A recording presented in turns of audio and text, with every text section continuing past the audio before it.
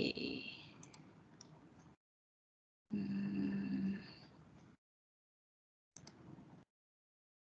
Okay, so hari ini kita akan study sehingga saltatory conduction.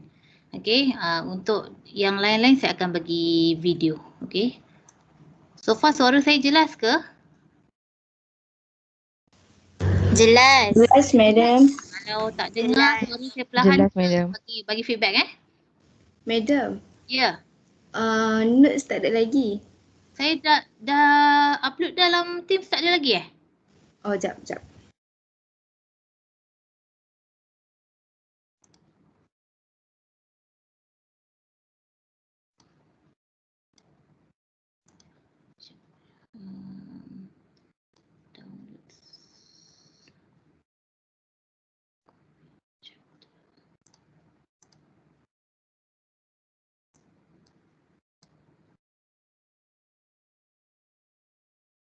Okay, Tak ada, madam. Okay, saya Ada, dah hantar dekat ni. Saya dah share dekat WhatsApp group. Awak boleh download sekejap.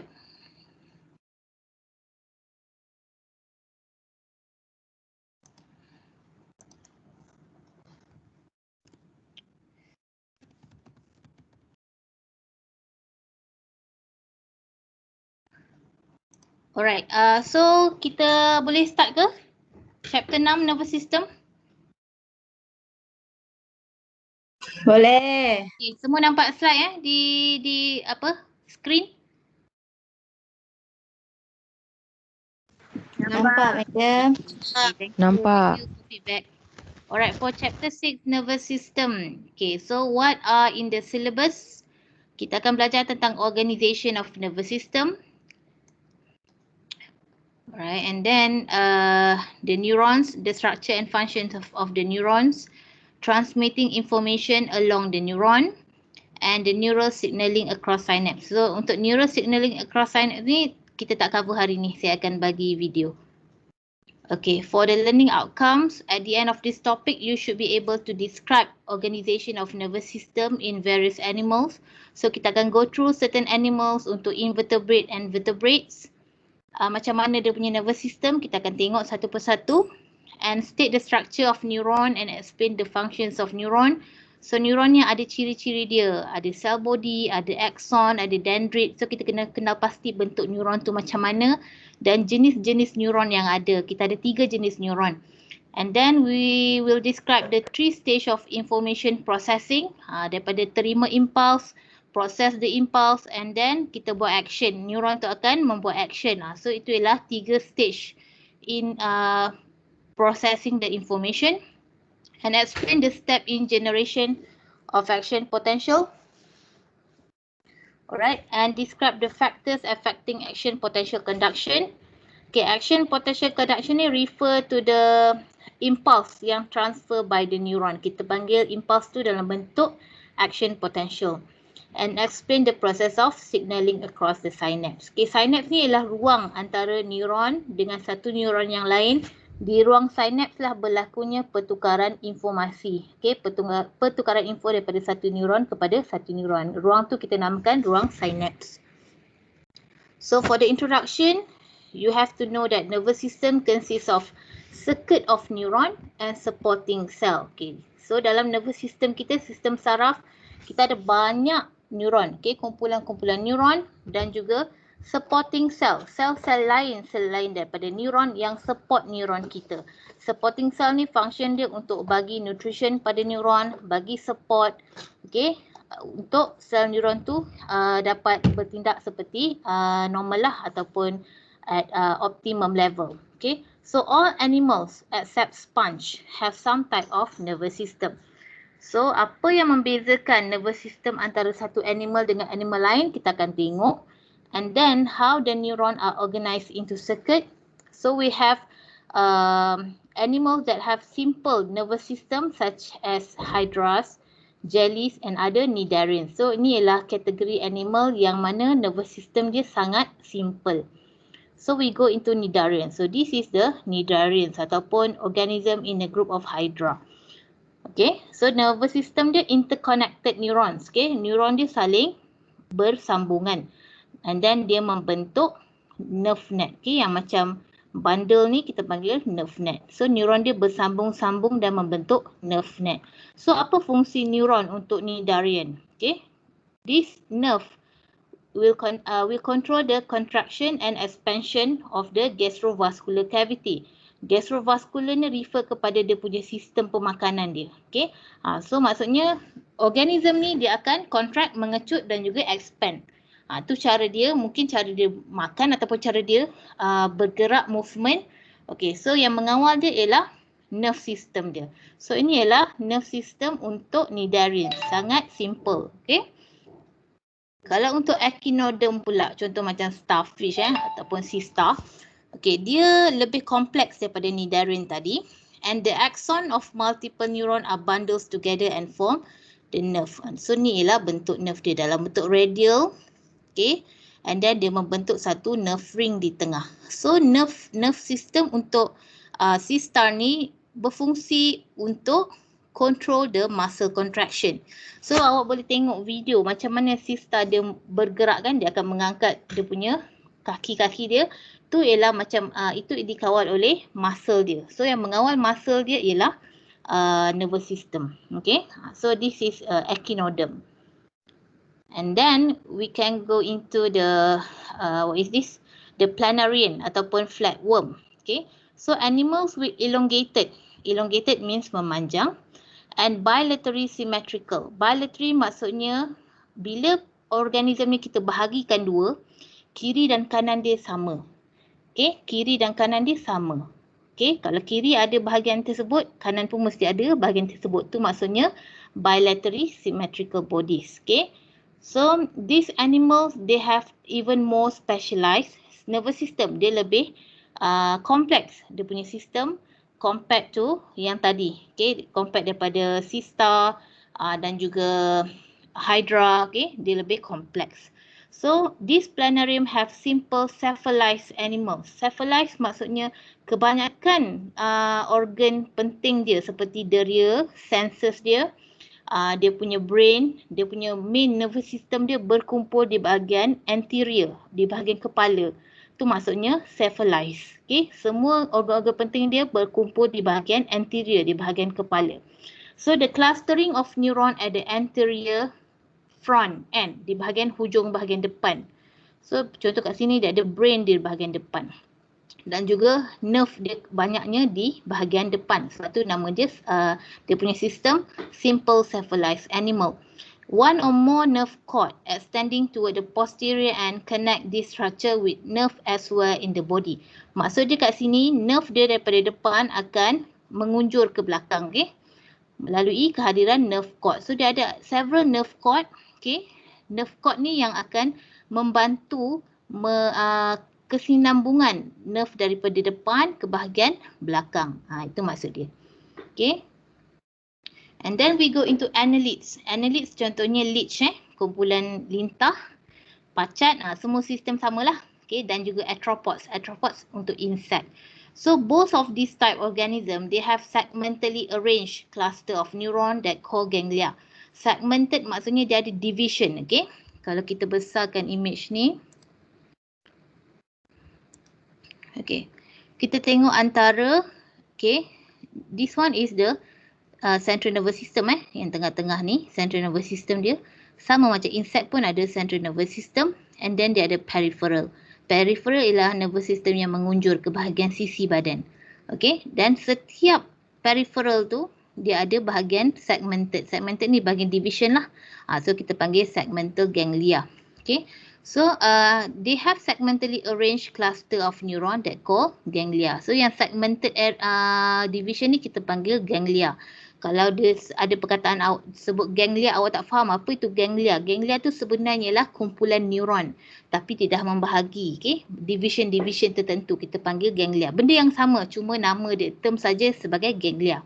So this ganglia function to connect the central nervous system and make up the peripheral nervous system. From the central, normally the central nervous system consists of the brain and the spinal cord. Kalau untuk human, brain dengan spinal cord. But for these two organism, diorang tak panggil spinal cord, okay? Sebab dia tak ada spine.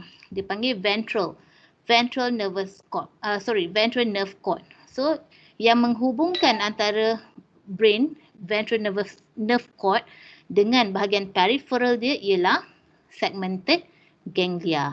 Tu maksud dia. Okay.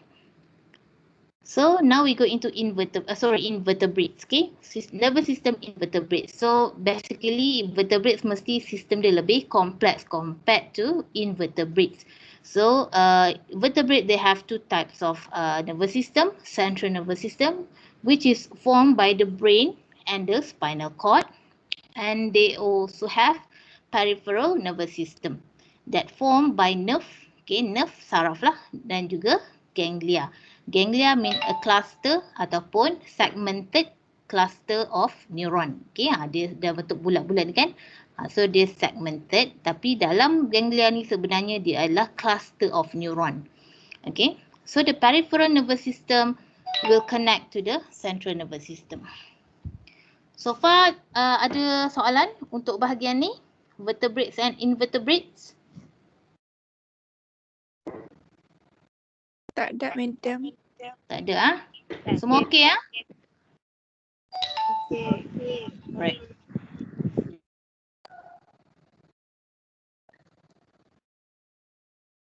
Okay.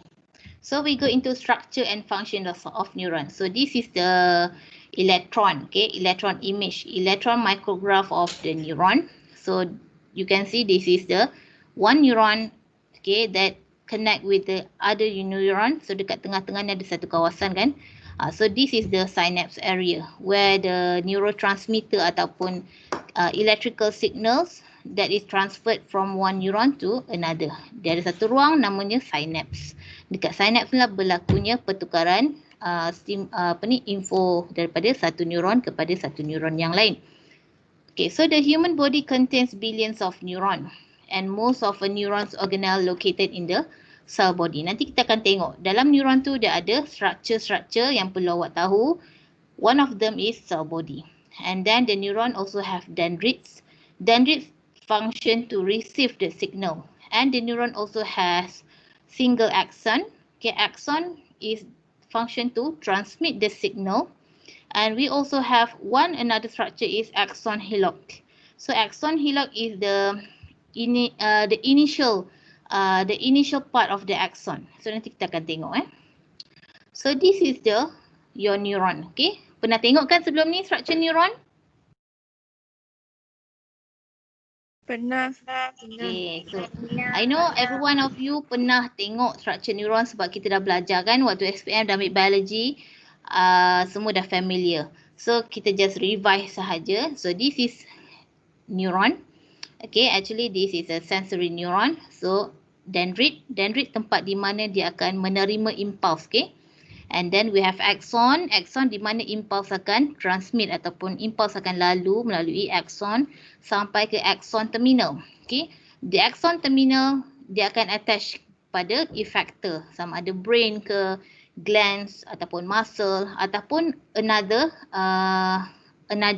neuron. Okay, so this axon for vertebrate especially is covered by the Schwann cell. Okay, Schwann cell ni ataupun myelin sheath. Okay, ni ialah yang electrical insulator. Dia penebat elektrik. Okay, so myelin sheath ni ada fungsi-fungsi dia. Kenapa myelin sheath ni ada dekat sini? Okay, so cell body, okay. Okay, normally dekat bahagian sel body terkumpul semua organel-organel yang penting, antaranya nukleus, okay, ataupun mitokondria ataupun ribosom. Semua organel yang penting untuk sel neuron itu normally terkumpul di cell body ataupun located in the cell body. Okay, so this is another image of the neuron. So this is the dendrites, okay. The cell body attached with the dendrites will receive the stimulus and carry the stimulus through the axon and then carry to the axon terminal. So this axon terminal will actually attach to the other organs, muscle, glands or even other neuron. So dekat sinilah berlakunya pertukaran ataupun neurotransmitter molekul ni lah exchange berlaku dekat sini. So the axon, ni lah hujung axon axon terminal, ni axon terminal. So dia akan release the stimulus. So this stimulus in the form of neurotransmitter molecule. Okay, ini untuk chemical messenger. Kita ada electrical messenger, kita ada chemical messenger. So yang ni adalah receptor site. So berlaku di ruangan synapse. Kalau dia tanya apa yang berlaku dalam ruangan synapse, awak kena jawab lah apa yang berlaku dalam ruangan synapse. Synapse di mana? Bukan di dendrit tapi di axon terminal. Okay. So these are the structure diversity of neuron. So inilah jenis-jenis neuron yang ada dalam badan kita. Sensory neuron. Bentuknya macam ni. Okay. So dendrit bahagian atas, and then axon, cell body di sini, and then baru terminal axon. So sensory neuron, from the word sensory, kita tahu dia ada dekat bahagian senses kita. Contoh di bahagian skin, okay, di bahagian telinga yang boleh mendengar, bahagian mata, okay. Di bahagian apa lagi? Bahagian apa lagi contoh sense neuron kita kat mana ada? Hidung. Hidung untuk kita bau lagi. Yang mana kita boleh detect stimulus, kat situ ada sensory neuron. Contoh lagi lidah, okay, kita boleh rasa. Okay, tu semua ada sensory neuron di situ. And then we have the second is interneuron. Interneuron normally inside the central nervous system, dekat brain dan juga dekat peripheral nervous system. Kalau awak tengok structure dia, so the black is dendrit, okay, and then the cell body, and then the axon. Axon ni dia banyak cabang dan pendek-pendek. Sebab dekat bahagian interneuron dia punya central nervous system kita ni, brain dan juga spinal cord, dia adalah tempat untuk decision making. Maksudnya dia nak buat keputusan dengan cepat. Jadi dia punya axon tak boleh panjang pendek-pendek tapi ada banyak. Okay, sebab dia kena bagi direction cepat supaya effector, supaya motor neuron boleh hantar impuls kepada effector untuk buat kerja dengan cepat. Contoh macam awak pegang benda panas, takkan nak tunggu lama dulu decision making by the brain baru effector awak nak angkat tangan kan. So dia mesti cepat. That's why the structure of the axon juga mempengaruhi. Okay, mempengaruhi Sorry, the length of the axon juga mempengaruhi tindak balas neuron tersebut. So this is motor neuron. So motor neuron ni biasanya dia antara interneuron dengan effector. Daripada brain ataupun spinal cord attached to the effector. Effector can be muscle, normally muscle lah. Ataupun gland, kelenjar, can be ada neuron juga. Okay. Ataupun ada organs, okay, dalam badan, internal organs. Okay, so this is another explanation on structure and functions of neuron. So we have synaptic terminal of one axon passes information across the synapse in the form of chemical messenger called neurotransmitter. So ni dia refer kepada gambar tadi, okay? Synaptic terminal. So synapse tu terletak di bahagian axon terminal, okay? And then di synapse akan berlaku pertukaran, okay? Chemical messenger. So that chemical messenger we call as neurotransmitter. Okay, kadang-kadang dia tak panggil chemical messenger, dia just call neurotransmitter. So awak kena alert. Neurotransmitter ni ialah chemical messenger yang dibawa oleh neuron. Okay, dalam bentuk neurotransmitter. And then dia bagi definition of synapse. Synapse ni apa? Synapse is a junction between an axon and another cell. So dia satu ruang di mana axon dengan another cell ataupun axon dengan another neuron. Can be another neuron, can be another cell. Okay, presynaptic cell. Presynaptic cell refer to the transmitting neuron. Maksudnya neuron yang membawa impuls dari stimulus. Neuron yang membawa impuls. Kalau postsynaptic cell, neuron yang membawa impuls kepada effector. Okay, yang menerima impuls, receiving neuron, the sending neuron yang membawa sending neuron. Postsynaptic cell is the receiving neuron. Dia menerima untuk bagi kepada effector. Tu presynaptic dengan postsynaptic cell. And most neurons are nourished or insulated by cell called glial cell or glia. So kita ada supporting cell kat sini ataupun nama dia kita panggil glial. Okay, glia or glial cell. So glial cell ni dia bukan neuron. Dia bukan sel yang ada kaitan dengan nervous system, tapi fungsi dia akan bagi support pada neuron kita, dia akan bagi nutrition kepada neuron kita dan juga dia membantu pembentukan myelin sheath untuk kita punya axon. Itu ialah function glial cell. Okay, so these are the structure that you can find at your neuron. Dendrit. So this is the dendrit. Dendrit here that receive the stimulus from the external or internal stimuli. And then we have the axon hillock. Kat sini gambar tak berapa jelas, nanti saya akan tunjukkan gambar axon hillock.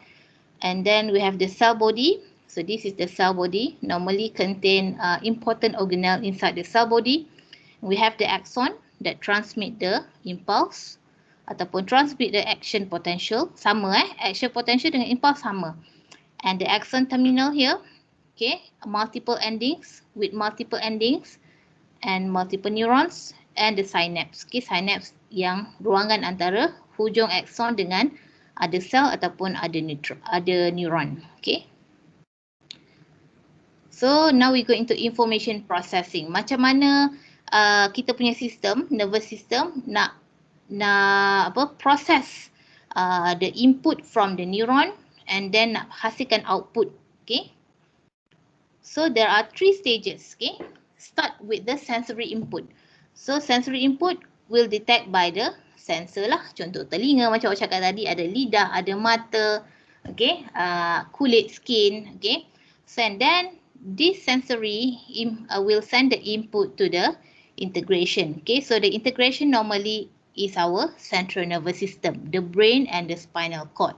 So the brain and spinal cord will produce the motor output via the peripheral nervous system, melalui peripheral nervous system. Dia mesti melalui peripheral nervous system sebab brain dengan spinal cord ni middle, tengah-tengah sistem. So untuk pergi ke bahagian effector, dia kena ke bahagian sisi saraf awak dulu, sisi badan. Okay, sisi badan awak tu ialah peripheral nervous system, barulah dia sampai ke bahagian effector. Okay, so start from the sensory input and then integration and then motor output. Alright. Okay, ini ialah a detailed explanation on each stage. Each stage of the information processing is handled by specialized population of neuron. Jadi setiap stage tadi neuron-neuron dia berbeza. Contoh dekat bahagian sensory input, dia menggunakan sensory neuron which transmit information about internal or external stimuli. Okay, can be internal. Internal contohnya apa? Apa contoh internal stimuli dalam badan kita?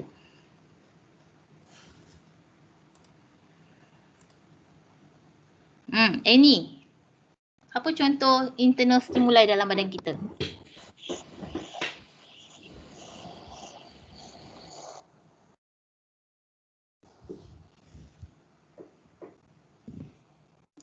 Stimuli ni apa-apa rangsangan yang boleh mengganggu homeostasis badan. Dia membagi satu kesan pada badan kita untuk badan kita buat something. Lapar, mengantuk. Lapar, mengantuk. Okey, boleh? Bagus. Okey. Antara contoh lain, contoh rise in body temperature. Okey, dia asalkan dia mengganggu homeostasis, dia dah jadi satu rangsangan kat situ. Okey, ataupun rise in blood sugar. Okey, so contoh yang saya bagi rise in blood sugar. So itu ialah internal stimuli. So kita ada sensor, reseptor yang akan mengesan peningkatan gula dalam darah. So reseptor tu tadi dia akan menghasilkan satu stimuli. Stimuli itu akan dikesan oleh sensory neuron. Sensory neuron dalam badan kita. So sensory neuron dia akan bagi input tersebut kepada interneuron di bahagian brain dan juga spinal cord. So what the interneuron did, they process and interpret the message from the sensory neuron and send the message back to the other body parts. So dia akan pergi ke bahagian organ, motor neuron. Okay. Organ contoh yang terlibat dengan blood sugar apa? Organ apa yang terlibat dengan blood sugar? Farah Nabila.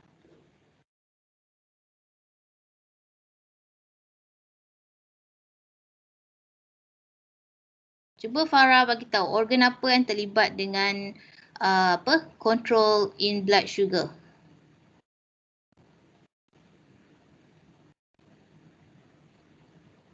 Liver.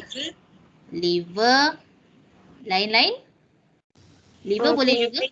Pancreas. Yes, pancreas. Pancreas yang akan terlibat dalam control the blood sugar. Apa pancreas akan buat? Macam mana? Contoh kita ada rising in blood sugar level. Apa pancreas akan buat? Secret insulin. Yes, secret insulin. So insulin will convert the glucose into Glucagon. glycogen. Glucagon tu hormon. Okay? Itu Glucagon. glycogen. Okay? Food storage untuk human. So itu ialah satu proses yang awak dah nampak internal stimuli. Kalau external awak boleh tahu banyak lah. External dah biasa sangat kan. So that is internal stimuli. So that is process. Sensory neuron and then go to interneuron and then motor neuron. Okay, so this is another image of the process. Okay, the sensory ataupun kita panggil afferent.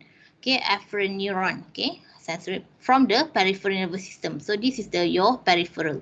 Okay, setiap sisi bahagian awak ni semua penuh dengan sistem saraf Okay, kalau macam siapa tahu bilangan accurate saraf setiap manusia? Okay, bilangan ni dah dinyatakan dalam Quran. Okay, saya tak pasti kalau dalam sains ada facts ke, saya tak check. Tapi dalam Al-Quran kita dah tahu bilangan saraf dalam manusia berapa. Any idea? Siapa pernah tahu? Atau sebelum ni pernah terbaca ke? Tak pernah tahu lepas ni awak carilah. Okay, berapa bilangan saraf dalam manusia? Dan setiap kali ibu melahirkan anak, berapa banyak saraf yang terputus?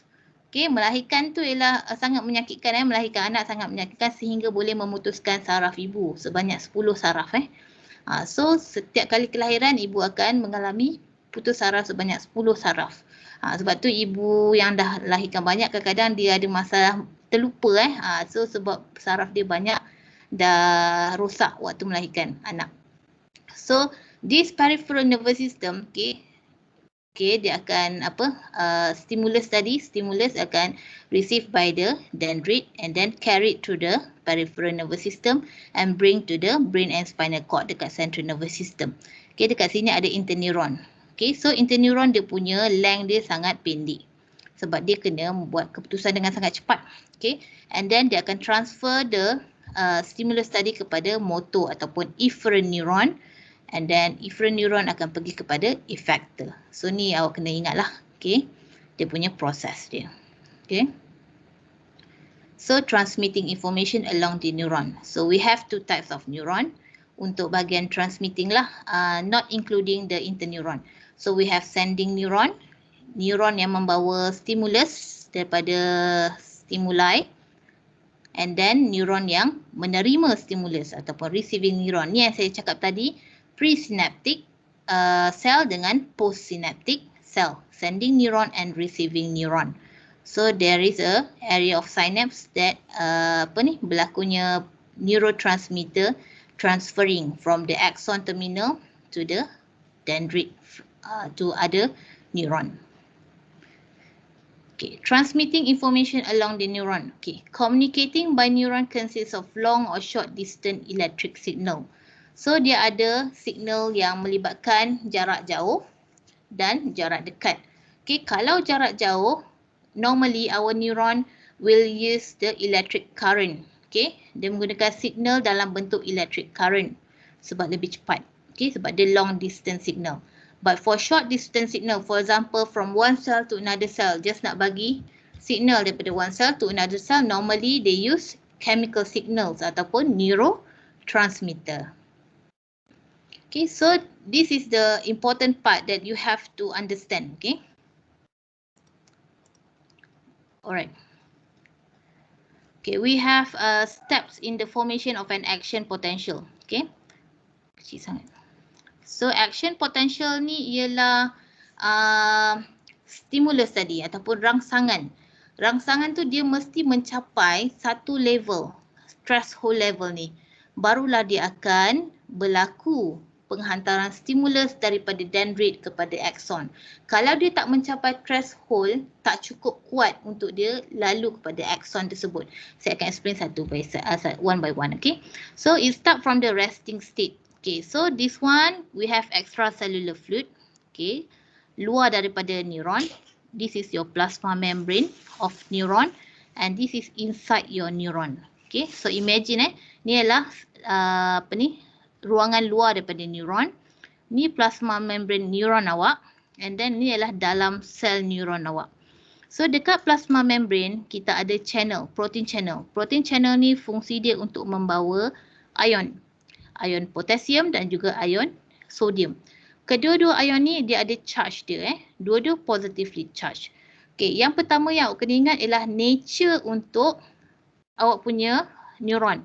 Okay, nature-nya ialah dalam neuron awak dia mestilah negatively charged dan di bahagian luar mestilah positively charged. Itu ialah nature dia untuk dia berada dalam keadaan resting state. Okay, keadaan rehat.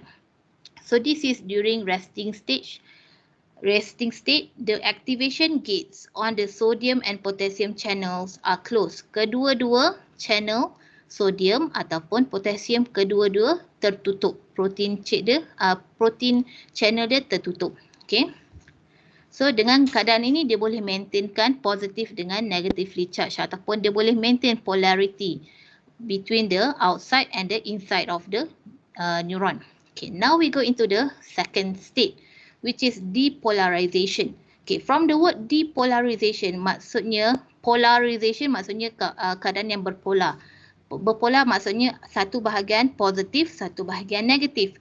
Bila ada depolarization maksudnya dia nak inverse. Yang bahagian luar akan jadi negatif, bahagian dalam akan jadi positif. Itu maksudnya depolarization. Dia mengganggu keadaan polarity asal. Okay, so this is happen when the action potential is going to start. Dia akan start dengan depolarization. Okay, this happen when there is a stimulus. Bila ada rangsangan, okay, rangsangan sama ada daripada pemerhatian awak, observing ataupun awak hearing ataupun awak rasa ataupun internal stimuli ke. So when there is a stimulus, the stimulus will open the activation gate on some of the sodium. Bukan semua sebahagian saja sodium gate akan open. So when this gate open, the sodium akan influx in. Dia akan masuk. Okay, the sodium ion will enter inside the neuron. Okay, bila sodium start to enter inside the neuron, dia akan mengganggu polarity asal. Okay, di mana bahagian dalam akan lebih positif compared to bahagian luar. Itu maksudnya depolarization. Okay. So the influx of sodium through the channel depolarize the membrane. If the depolarization reaches the threshold, kalau depolarization menyebabkan the concentration of the sodium ion dalam sel itu melebihi paras threshold ini, okay, what happen? It will trigger the action potential. Dia akan mulakan penghantaran impuls daripada dendrit kepada axon. Okay, selagi dia tak mencapai threshold, impuls itu takkan dihantar melalui axon. Dia mesti melepasi threshold. Threshold dia berapa? 50 mV. Maksudnya positif ion tu dia punya charge mesti melebihi negatif 50 volt. Okay, baru dia akan start the threshold. Now we go into the third state, rising phase of the action potential. Okay, so untuk second stage dia dah berlaku depolarization. Okay, so in third stage, depolarization opens the activation gate on most sodium channel. Kalau tadi hanya sebahagian saja sodium channel yang dibuka, now most of the sodium channel are open. Okay, bila semua sodium channel dah open, lagi banyak sodium akan influx inside the neuron. So the polarity, okay, the positive charge inside the cell tu dia akan tinggi, kat luar akan lebih negatif. So dah banyak positive charge yang kat bahagian dalam, so dia akan terus start action potential. So maksudnya dekat sini your stimulus akan terus daripada dendrit tadi dia akan terus ke axon untuk dibawa ke terminal axon and then pass kepada effector ataupun adreneuron. Okay, itu ialah proses dia. Dia mesti mencapai action potential. So far semua okey? Okay, saya nak awak fahamkan graf ni betul-betul sebab selepas ni dia ada explanation untuk each state. Cuma saya nak explain dari segi graf, okay? So now we pass the third state, rising phase of the action potential.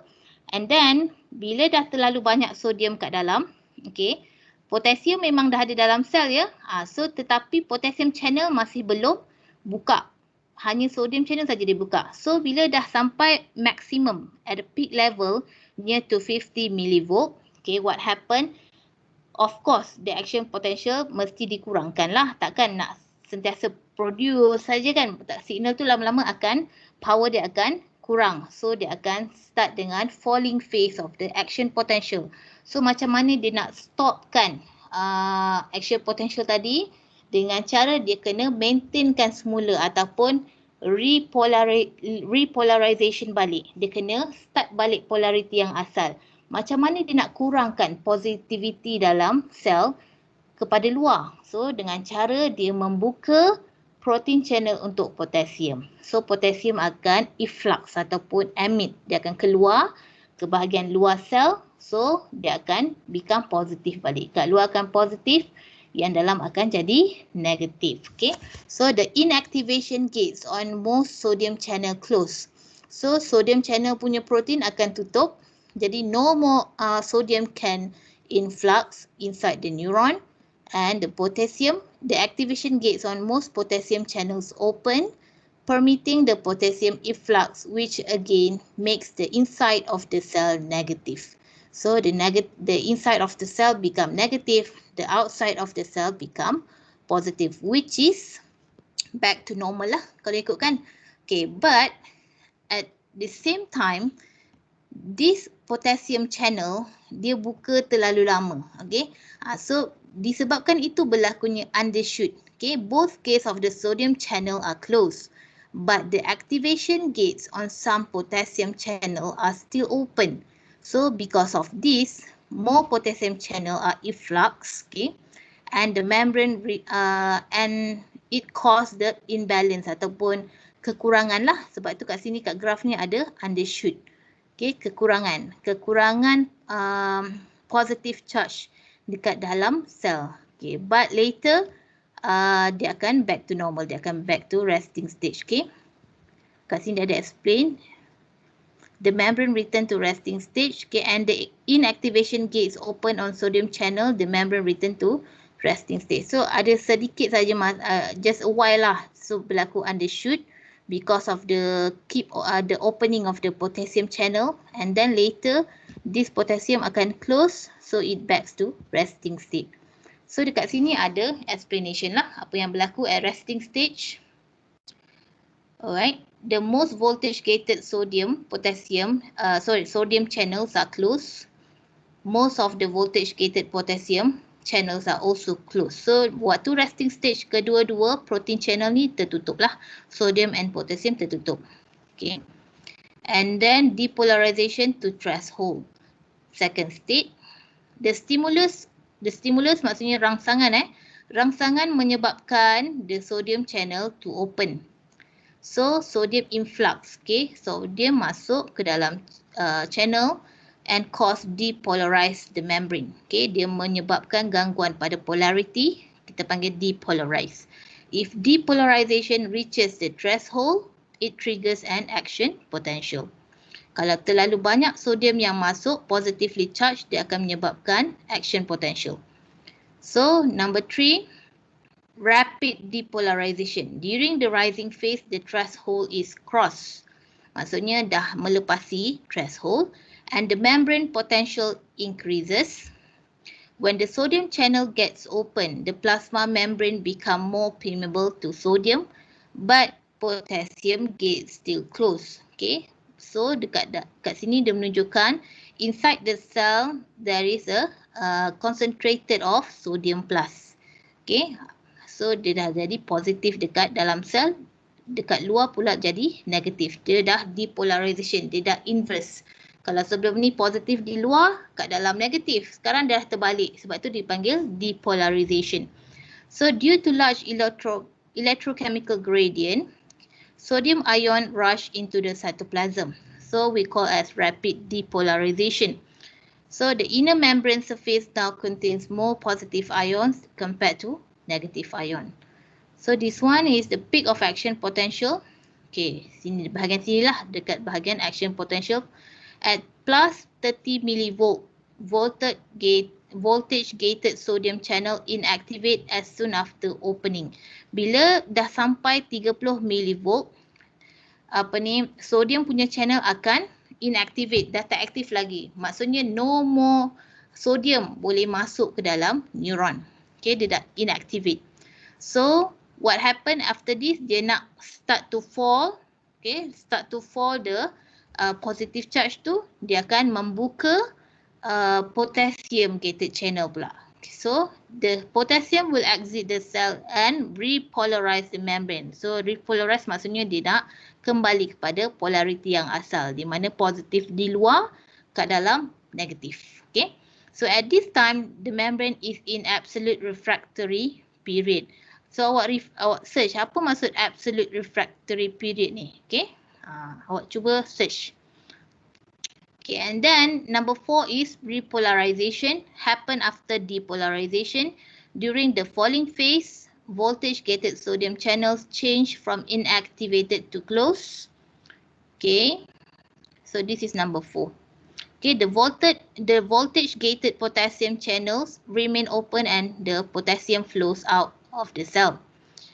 Okay, and then during the undershoot, potassium ion channels are slow to close, so there's a slight overshoot when too many potassium ion diffuse out of the neuron. The potential difference become more negative than the resting potential. Okay, waktu ni potassium terlalu banyak keluar, okay, daripada dalam sel. Jadi dalam sel menjadi terlalu negatif daripada keadaan resting potential, which is less than negative 70 millivolt. Okay, sebab tu kita namakan dia sebagai undershoot. Okay, tapi this is just for a while, and later bila potassium channel tertutup, dia akan back to resting state. Okay, dia akan kembali kepada millivolt yang asal. Okay, so that is the explanation of the graph. Okay, sometimes the question asks what happened during falling phase, what happened during the rising phase. So awak kena explain kenapa dia meningkat naik. So awak kena cakap lah waktu ni berlaku apa, the sodium ion voltage channel open. Okay, most of the sodium ion voltage channel open and cause apa, menyebabkan apa, and then during falling phase kenapa, during undershoot kenapa dia punya millivolt low than the resting potential. Awak kena explain setiap graph tu apa yang berlaku, kenapa berlaku.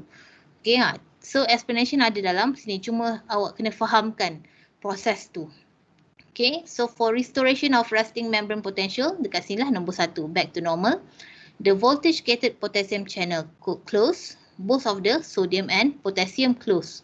So the resting potential is restored by the sodium potassium ATPase pump. Okay, so pump ni, tahu saya yang dah belajar sodium potassium ATPase pump ni adalah protein channel yang membawa ion potassium dan juga sodium dan menggunakan ATP, tenaga ATP. Okay, so that's all for the graph. So far nak tanya apa-apa tentang graph?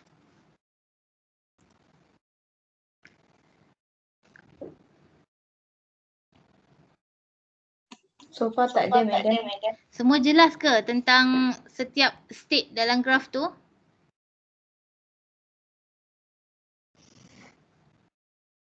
Jelas, madam. Jelas Okay, macam tu bolehlah saya tanya soalan. Soleha, apa yang awak faham dengan resting state?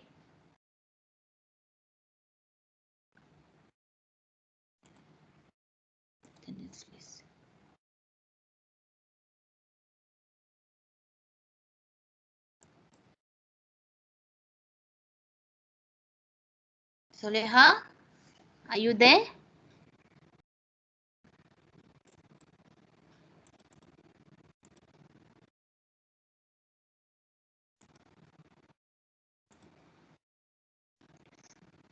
Senyap je. Aisyah Najwa? Apa yang awak faham dengan resting state?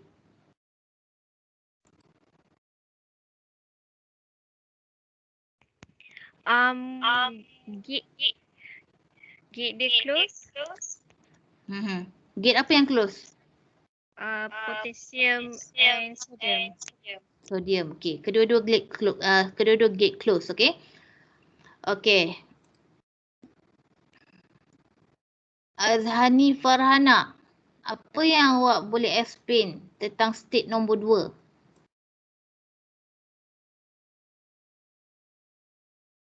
Depolarization. Apa maksud depolarization? Ni.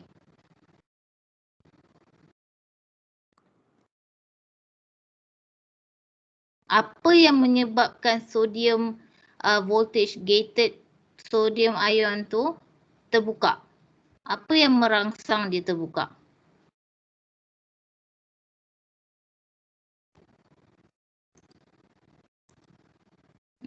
Azhani Farhana.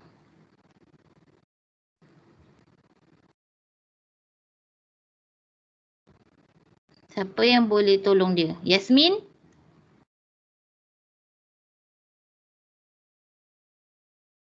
Sekejap.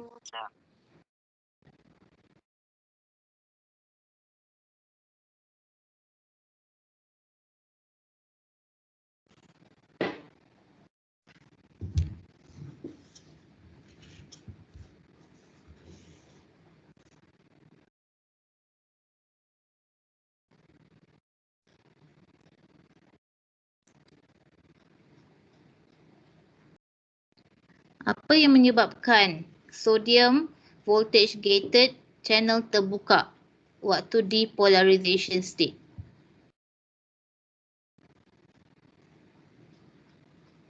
Stimulus, madam. Stimulus. Okey, stimulus. Dia stimulus, rangsangan daripada external dengan internal stimuli itu dia akan membebaskan positive charge. Okey. So positive charge tu dia akan stimulate the channel to open. Okay, start to open. Tapi tak semua, hanya sebahagian sodium channel saja yang dibuka. Okay. Okay, untuk state 3. Siapa boleh explain? Muhammad Farah Imran. Apa yang faham dengan state 3? Rapid depolarization.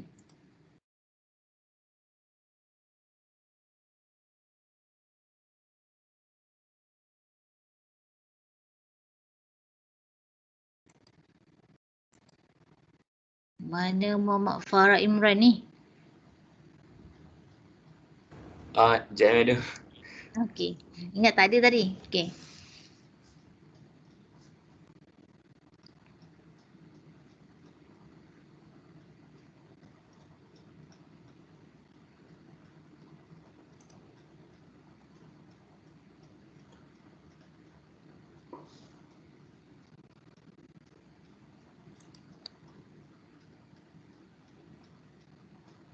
Kalau depolarization tadi because of the influx of the sodium into the channel. Okay, dia masuk ke dalam neuron. So, rapid depolarization apa yang boleh faham? Dia still depolarization tapi dia rapid. Maksudnya apa?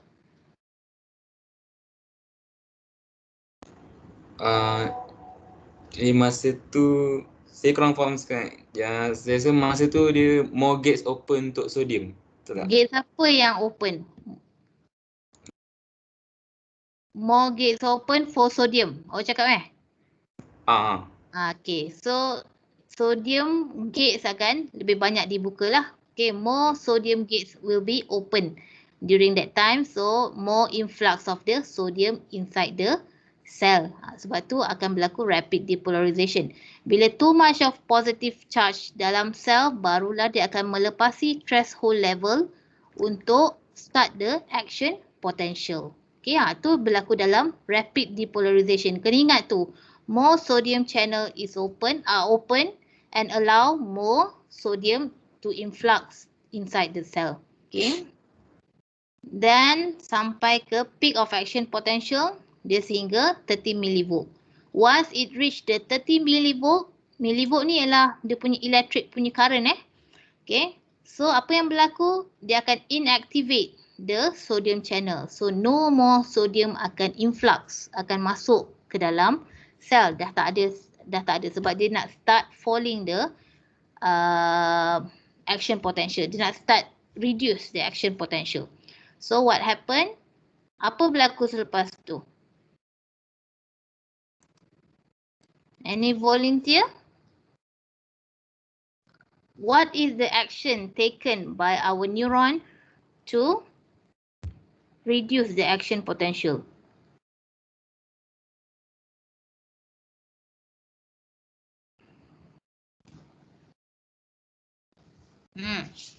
Zamir. What do you think, Zamir? Apa yang berlaku untuk reduce the action potential? Sekejap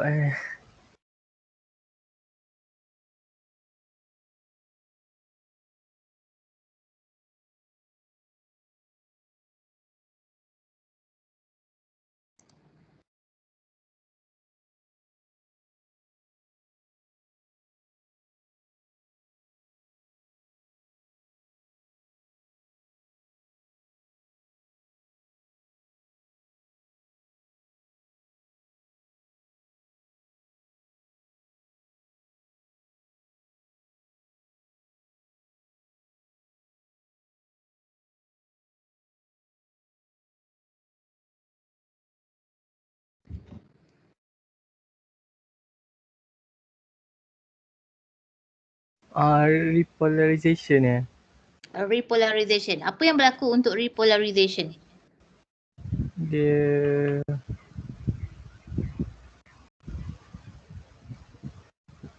dia punya sodium channel tu daripada inaktif dia tutup.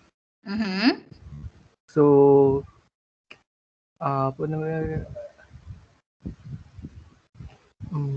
Apa yang terbuka? Kalau sodium channel tertutup, apa yang terbuka? ni potassium punya channel. Yes, dia akan buka voltage channel untuk potassium. So potassium akan keluar, akan efflux daripada inside to outside. Okay, dia nak membentuk, dia nak menghasilkan positive charge dekat luar.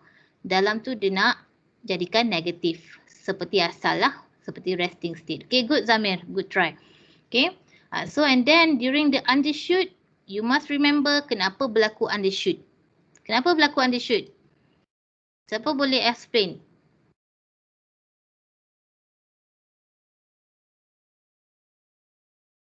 Miza Izazi.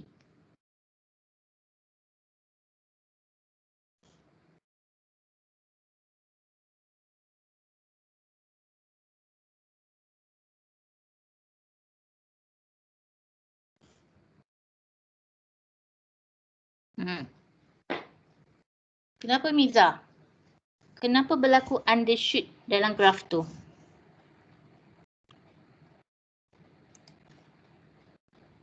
Mana Miza? Miza ada tak?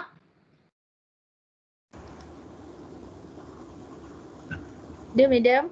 Okey, Miza, kenapa berlaku undershoot dalam graf action potential ni? This one, number 5 ni. Because too many potassium ion channel.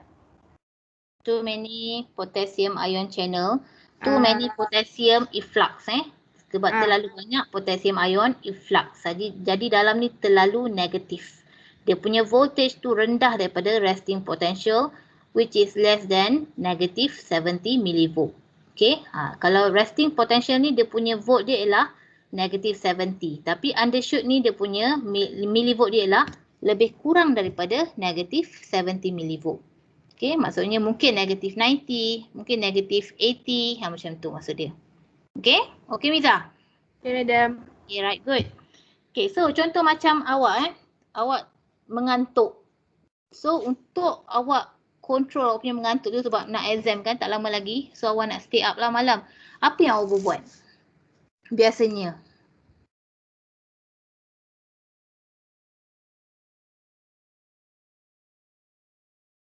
Normally apa yang awak buat untuk elakkan mengantuk waktu malam? Minum Untuk kopi. Yes, minum kopi. Sometimes ada yang minum Nescafe kan? Ya. Ya. Okay. Kenapa awak minum Nescafe? Bila awak minum Nescafe ataupun kopi, awak rasa apa? Segar.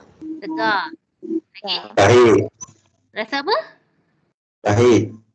Pahit. Memanglah pahit. Okay, so apa yang ada dalam Nescafe dengan kopi tu yang menyebabkan awak rasa segar, tak mengantuk? Kafein. Kafein. Good. Ada kafein. So, apa kaitannya kafein dengan sistem nervous system kita, dengan sistem nervous kita, sistem saraf? Ada kaitan tak?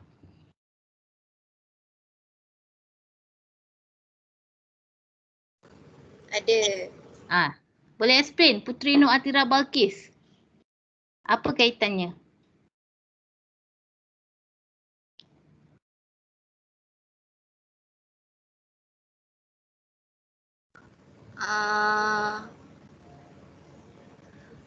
Mungkin kafein tak elok untuk nervous system. Okay. Tak tahu maybe. Tak tahu. Okay, tak tahu. Okay, so actually bila kita belajar tadi tentang action potential, okay, awak tengok ni So, bila dia mencapai peak dekat sini ataupun rapid depolarization, maksudnya kat sini waktu ni ialah signal awak akan dihantar yang paling tinggi sekali. Okay, sampailah falling phase. Maksudnya falling phase kat sini dah tak ada lagi signal lah ataupun impulse dia dah semakin lemah.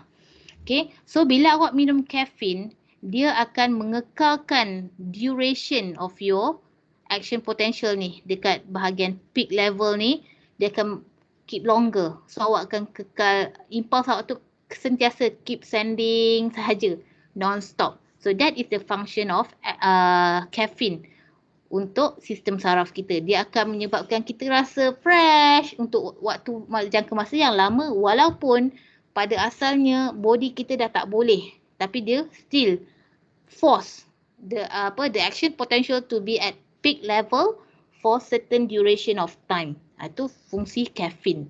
So dia akan menyebabkan sodium keep influx.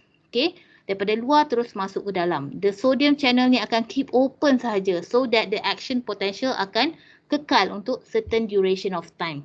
Okay, itu ialah fungsi caffeine. Sebab tu awak rasa energetic saja. Okay, tapi bila dah sampai maksimum limit, dah sampai limit, awak minumlah Nescafe macam mana pun, dia tak boleh pergi dah, kena tidur juga, kena rest. So dia ada limitation juga. Sebab kita, body kita dia ada, kita ada limitation. Kalau kita go too far, dia akan merosakkan certain function. Okay, so that is the functions of caffeine. That I think you should know lah kenapa caffeine tu boleh menyebabkan kita rasa segar. Sebab dia menyebabkan the influx of the sodium continuously, so that the action potential can be carried on certain duration of time. So sometimes awak boleh bertahan 2 atau 3 jam lah selepas awak ambil caffeine. Okay, so untuk graph tu awak boleh study lah. Okay, study. And then this is about conduction speed. Okay, so the conduction speed ni lah refer kepada kelajuan kelajuan signal that is sent by the axon.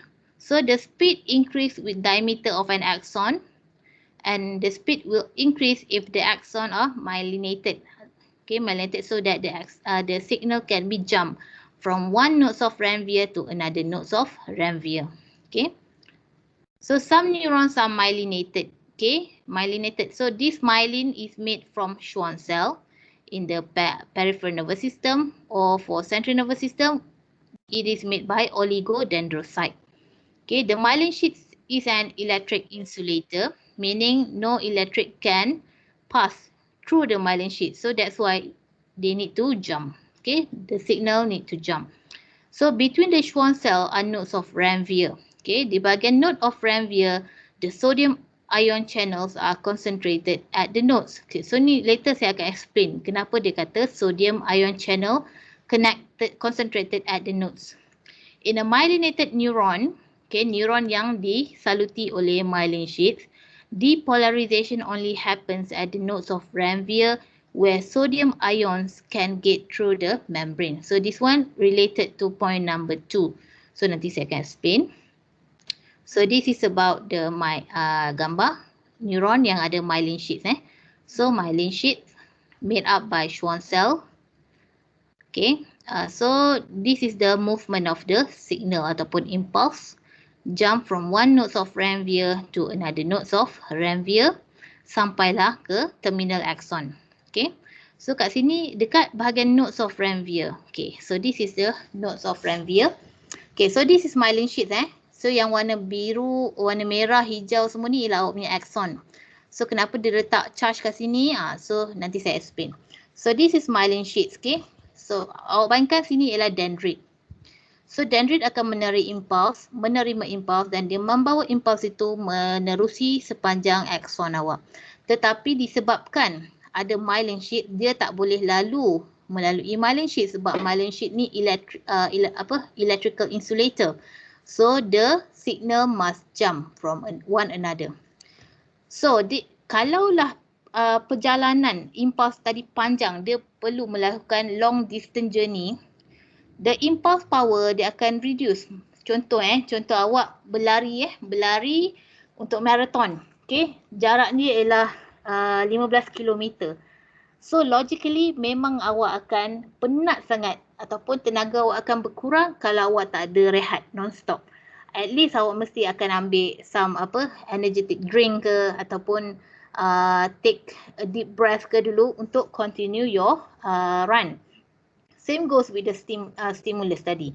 So dia perlukan recharge, dia perlukan bateri untuk kuatkan lagi impuls dia untuk meneruskan perjalanan dia sampai ke terminal axon.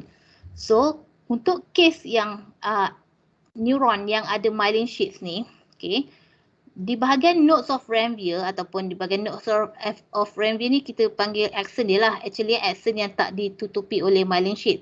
Di bahagian nodes of Ranvier tadi boleh berlaku action potential ataupun sodium ion channel dengan potassium ion channel influx and efflux tadi. So bila ada action potential dekat bahagian nodes of Ranvier, dia boleh membagi tenaga tambahan kepada stimulus tadi supaya stimulus tadi kekal kuat sehingga ke bahagian hujung axon.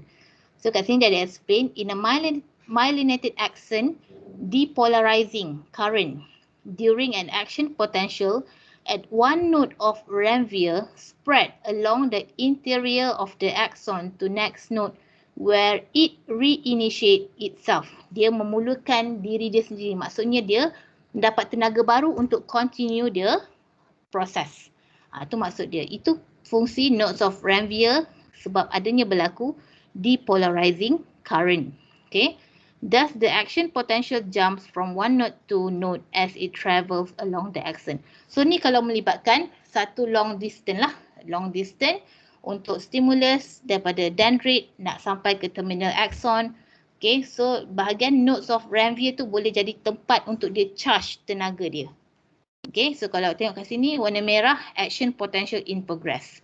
Okay, dia nak start action potential. Untuk kuning refractory membrane and the green color is excitable membrane. Maksudnya kat sini positif di luar, dalam negatif.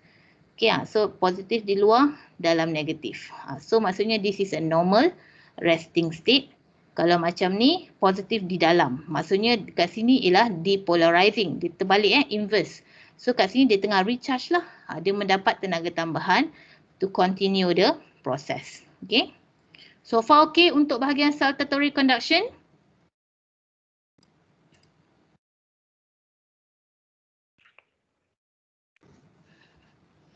Semua senyap ya.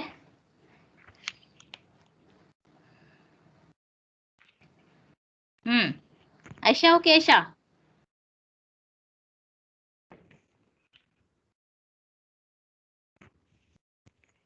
Okay, madam. Okey, perlahan je. Okey, tak apa. It's okay. Nervous system is quite a tough topic. Okay, saya nak awak just revise saja sebab test 1 kita masuk sampai nervous system.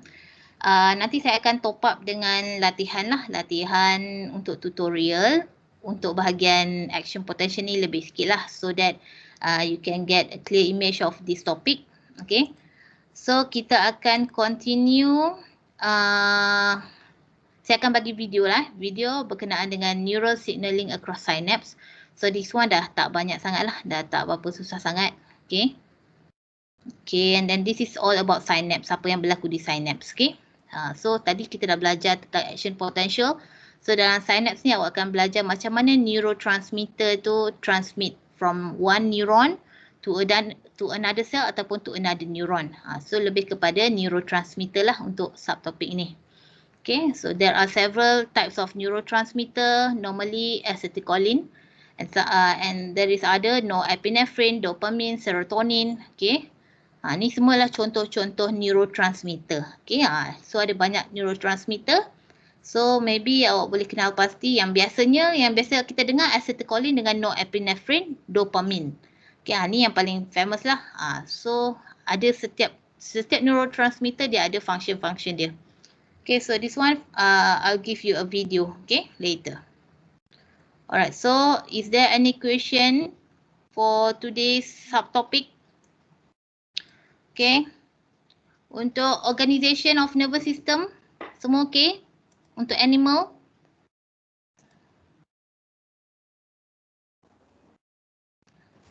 Okay, madam. Okay, okay, so ingat balik kita ada invertebrates, okay, dan juga vertebrates, okay, echinoderm macam mana nervous system dia, okay, planarians dia bentuk apa, bilateral symmetry, and then dia cephalized, dia punya main nervous system dia tertumpu di bahagian anterior, di bahagian depan, okay, and then we have annelids and arthropods.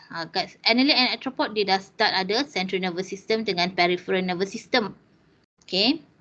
And then vertebrates macam biasalah, the more complex to invertebrate. Okay, and then we start to structure of neuron. So kena tahu cell body, function dia apa. Dendrites to receive the signal, axon to carry the signal.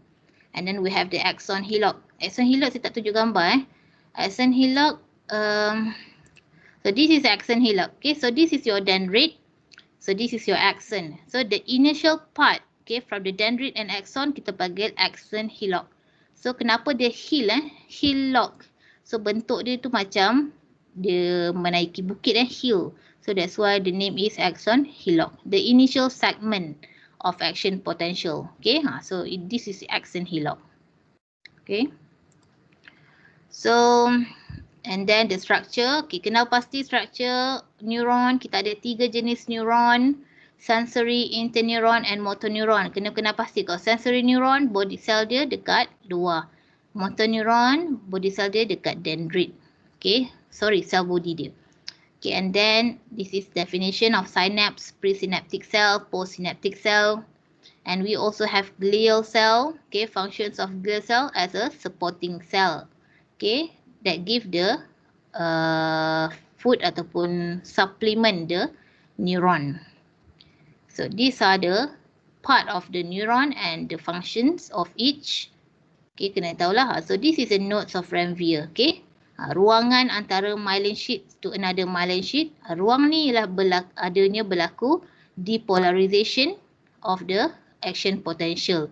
Untuk restart the stimulus ataupun bagi tenaga kepada stimulus. So bayangkan kalau daripada stimulus tadi tu dikesan oleh dendrite, so dendrite akan membawa stimulus tadi. So this is a long distance, okay, long distance journey.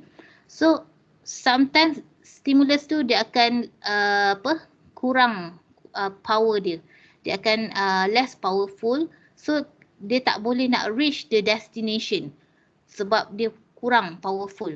So that's why we need the nodes of Ranvier to recharge the stimulus, untuk bagi tenaga, untuk bagi positive charge pada stimulus tadi, so that the stimulus can be carried from the dendrite to the destination, to the terminal axon. So that is a function of nodes of Ranvier as a depolarization untuk bantulah to reinitiate the stimulus. Okay, so untuk processing information ada 3 stage. Okay, ingat stage ni. And then the neuron that involved in each stage juga berbeza. Okay, so that's all lah. I think that's all. Yang lain-lain semua boleh baca. Semua untuk graf ni lah saya nak highlight lah. supaya awak strain more on this graph and the explanation. Cuba fahamkan. Okay, kalau tak faham boleh tanya. Okay, jangan simpan je, tanya kenapa jadi macam tu. So saya akan explain dalam dengan cara yang lebih simple untuk awak fahamkan. Okay, so far ada soalan apa-apa sebelum kita end the class?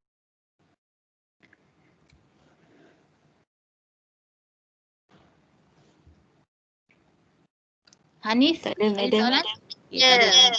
Okay, good. So if there is no other question, saya akhiri kelas lah dan sesi ni saya dah record, so saya akan masukkan dalam Teams. Nanti kalau saya dah upload ke YouTube, saya akan bagi link pada awak lah so that you boleh tengok balik and then recall balik lah apa yang saya dah explain. So if there are any question, just WhatsApp saja di group, nanti saya boleh explain untuk semua orang dengar lah. Okay, so kalau tak ada apa-apa, kita akhiri kelas, okay? Okay. Okay, good. Okay, madam. Okay, thank you semua. Thank you for your time. Thank you for your attention. Thank you, madam. Okay, welcome. Thank you, madam. Thank you, madam. Okay, jangan lupa ya video submission hari madam. Jumaat last due date. Oh, okay. Okay. Alright, Okay, good. madam. Thank you. Bye. Thank you, madam. Bye. Madam. Assalamualaikum. Kejap, jangan leave lagi saya nak ambil attendance kejap. Okay.